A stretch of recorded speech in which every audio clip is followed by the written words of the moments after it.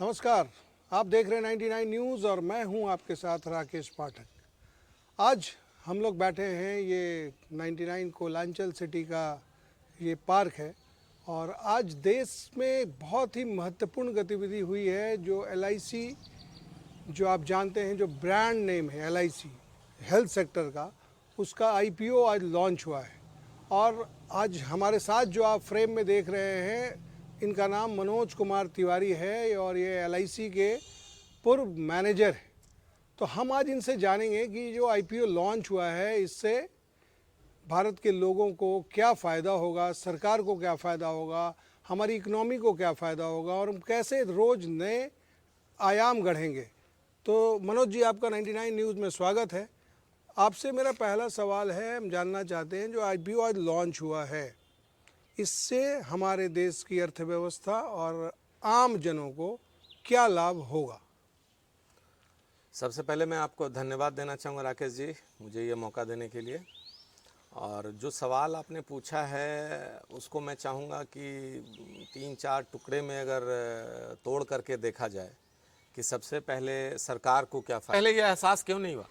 हाँ, लेकिन मैं तो लेकिन मैं तो कहूँगा कि अगर मैं जो प्रोडक्ट ऑफर कर रहा हूँ, अगर उसकी क्वालिटी थोड़ी सी कमज़ोर है किसी भी कारणों से, तो उसको मैं जितना जल्दी एहसास कर लिया, मैं तो कहूँगा कि जल्दी एहसास करने वाला आदमी ज़्यादा होशियार है।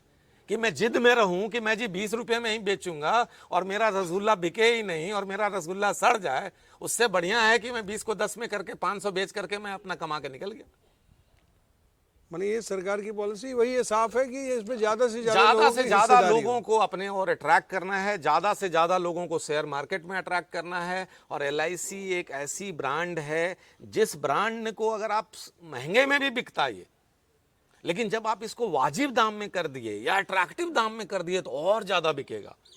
और ये मानिए आप, अगर 15 करोड़ में से अगर 10 करोड़ लोग भी इसके बहाने शेयर खरीद लिए, इसके बहाने अगर उन्होंने डीमैट अकाउंट खरीद लिया, तो जो हम लोग फाइनेंशियल लिटरेसी की बात करते हैं कि हिंदुस्तान के जनता को फाइनेंशियल चीज़ों के बारे में जानकारी हो और फाइनेंशियल चीज़ों के बारे में सही डिसीजन लेकर के वो अपना इन्वेस्टमेंट या अपना वेल्थ क्रिएशन अच्छे से कर सके, उसमें एक बहुत बड़ा कदम होगा। जो हम लोग फाइनेंशियल इंक्लूजन की बात कर रही है सरकार, जो फाइनेंशियल लिटरेसी की बात कर रही है सरकार, ये केवल शेयर बेचने की बात नहीं है, उसके पीछे ये सब अगर मकसद जोड़ दिया जाए तो सरकार का कदम सही है। तो कुल मिला के इस LIC के IPO से देश आगे बढ़ेगा, मजबूत होगा और हमारे लोगों को फ़ायदा होगा। अब लोगों को, अभी तक हम लोग जिस टॉपिक में है कि पहले हमने बताया सरकार को क्या फ़ायदा, सरकार का फिस्कल डेफिसिट को मैनेज करने में बहुत सारा सहूलियत हो गया, सरकार को फ़ायदा।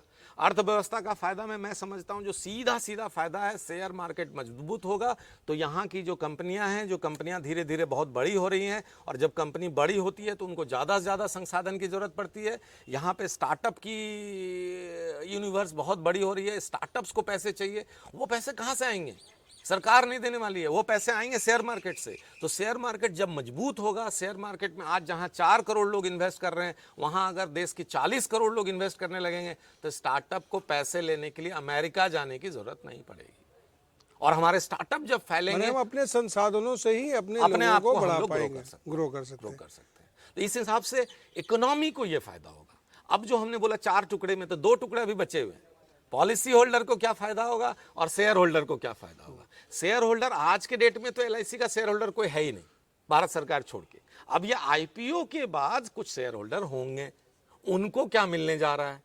और जो policy holder already 30 crore policy बिकी हुई है या 15 करोड़ कस्टमर हैं, उनको क्या होगा, ये अलग सवाल है। ये लोग ज्यादा जानने को उत्सुक हैं कि हमारे लिए क्या, हमको क्या फायदा होगा, हमको क्या नुकसान होगा। तो उस पर अगर हम लोग बात करें तो हम लोग अगर हम पॉलिसी होल्डर पे पहले आते हैं, क्योंकि शेयर होल्डर तो अभी एग्जिस्ट ही नहीं करता, शेयर होल्डर 5 दिन के बाद एग्जिस्ट करेगा, तो पहले मैं पॉलिसी होल्डर पे आता हूं। तो पॉलिसी होल्डर के लिए सबसे बड़ी चीज़ समझने की ज़रूरत है कि आज के डेट में LIC जो भी प्रोडक्ट बेचती है, आज के डेट में इंश्योरेंस में 3 तरह के मेन प्रोडक्ट हैं। एक है प्रोटेक्शन पॉलिसी, जिसमें केवल सुरक्षा होता है, जैसे गाड़ी का इंश्योरेंस बिकता है कि गाड़ी में अगर साल भर में कुछ हो गया तो आपको मिल गया, कुछ नहीं हुआ तो आपका पैसा खत्म। उसी तरह से इंश्योरेंस में एक टर्म लाइफ प्रोटेक्शन होता है कि अगर मैं प्रीमियम दिया, मुझे अगर 10 साल का प्रीमियम देना है, 10 साल के बीच में अगर मेरा डेथ हो गया तो मेरे परिवार को एक अच्छा खासा रकम मिल गया, उस रकम से मेरा परिवार को फाइनेंशियल दिक्कत नहीं हुआ। ये हुआ टर्म लाइफ। इसमें कोई, अगर मैं जिंदा रहा तो मुझे एक भी पैसा नहीं मिलने वाला है, ठीक है। ये हिंदुस्तान में बहुत कम बिकता है और असली इंश्योरेंस यही है। मैं आपके माध्यम से सारे लोगों को बोलना चाहूंगा कि जैसे ही आपके पास खाने पीने, आपने नौकरी किया, नौकरी करने का सबसे पहले भोजन है, भोजन का अगर व्यवस्था हो गया, उसके बाद कपड़ा है, कपड़े का अगर व्यवस्था हो गया, तीसरा व्यवस्था कीजिए टर्म प्लान का।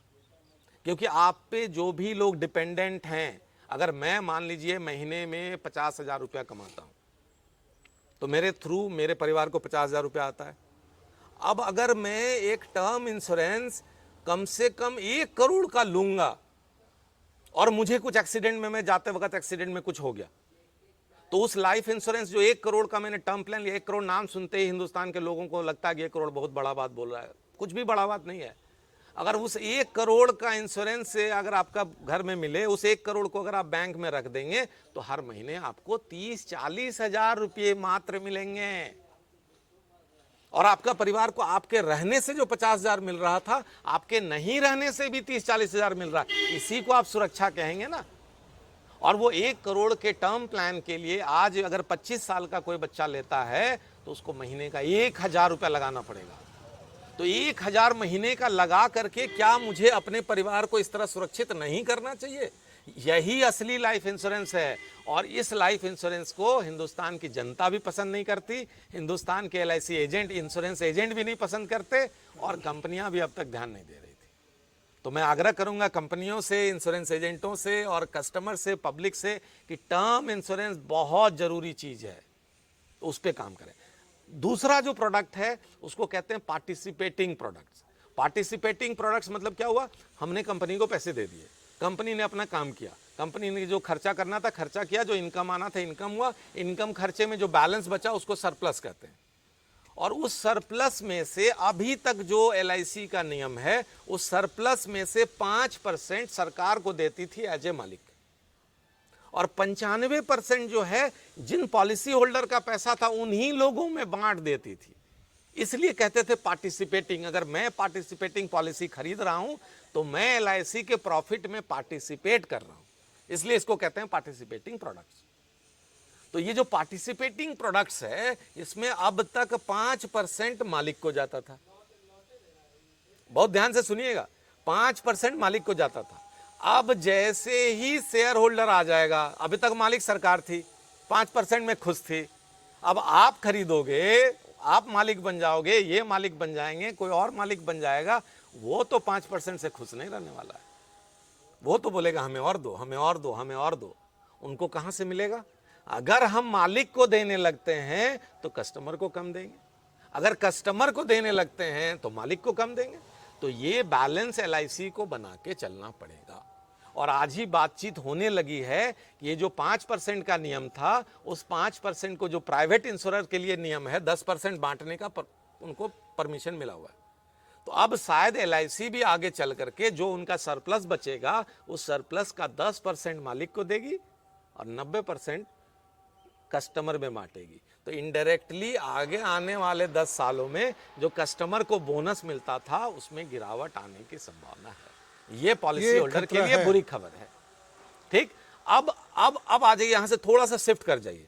अब जो पॉलिसी होल्डर को यहां पे जो नुकसान होने वाला है, अगर स्मार्ट पॉलिसी होल्डर है, अगर वो मालिक के रूप में भी थोड़ा सा आ जाए तो इधर से नुकसान होगा तो उधर से भरपाई होगा, उधर से नुकसान होगा तो इधर से भरपाई होगा। तो अगर वो पॉलिसी होल्डर भी है और शेयर होल्डर भी है तो वो अपने नुकसान को बचा सकता है। माने आपके इस लॉजिक से क्या है कि हर आदमी को जो LIC का पॉलिसी होल्डर है लेना चाहिए, उसको शेयर खरीदना चाहिए, उसको शेयर खरीदना चाहिए, शेयर खरीदना चाहिए। यही बात है ना? एकदम इससे उसको लाभ होगा, या उधर से या हो उधर से हो चाहे इधर से हो, उसको लाभ होगा। उसको कहीं ना कहीं उसको मिलना ही मिलना। 15 करोड़ लोगों के लिए एक बड़ा रास्ता खुला है। हाँ, कि आप अपने पैसे को सुरक्षित भी रखें और अपने घर परिवार को मजबूत भी करें। तो इसमें और कुछ आपके दिमाग में हो तो एक बार हमारी जनता से शेयर कर लें, क्योंकि समय का भी अभाव होता है। और हाँ, तो शेयर होल्डर की बात आ गई। अब ये दोनों अगर बन जाएंगे ना तो थोड़ा सा इधर थोड़ा सा उधर, लेकिन शेयर होल्डर बनने के लिए आम जनता को एजुकेटेड होना पड़ेगा, डीमैट अकाउंट खोलना पड़ेगा। और मैं सबसे आग्रह करूंगा कि एजुकेटेड भी होने की कोशिश करें, डीमैट अकाउंट भी खोलें, थोड़ा बहुत समझने की कोशिश करें। और LIC एक सेफ कंपनी है, इसमें थोड़ा बहुत इन्वेस्ट करके आप आजीवन के लिए छोड़ दें।